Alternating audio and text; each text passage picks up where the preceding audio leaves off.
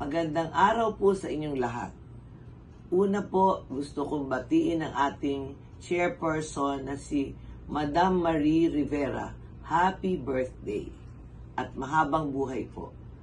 Ikinagagalak ko rin po na kaisa kayo ngayon ang National Council for Solo Parent Hong Kong Chapter sa pagdiriwang ng inyong unang anibersaryo sa araw na ito. Sabay-sabay po ang kasiyahan ngayon dahil nga nabanggit ko na birthday ni Madam Marie Rivera.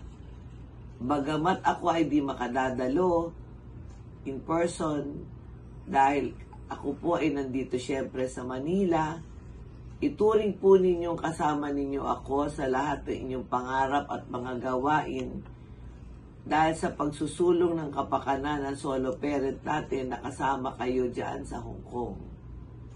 Nakatutuwa pong isipin na kahit sa malayong lugar ay nakapagpapaabot pa kayo ng livelihood training programs, kamukha ng ribbon and corsage making, bead accessories assembly, flower bouquet making, painting and drawing, basic balloon twisting at basic makeup training.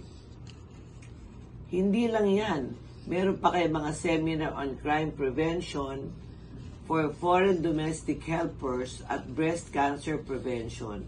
At mayroon pa kayong travel sa Macau at Myanmar upang mapunuan ang pangangailangan ng overall well-being ng inyong mga miyembro.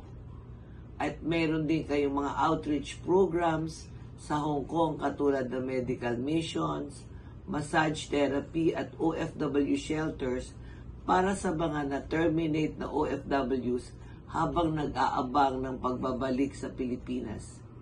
Sa karamihan ng inyong nagagampanan na hindi ko lahat mabanggit, ay lubos po ang aming kasiyahan dito at malaking tulong po yan sa ating samahan. Sa inyong lahat, congratulations po at tuloy-tuloy pong blessing galing sa ating Panginoon at sa maraming nyo pang mga tagumpay na nakakamit. Sa lahat po ng ito, mabuhay kayong lahat at God bless us all. Maraming salamat po.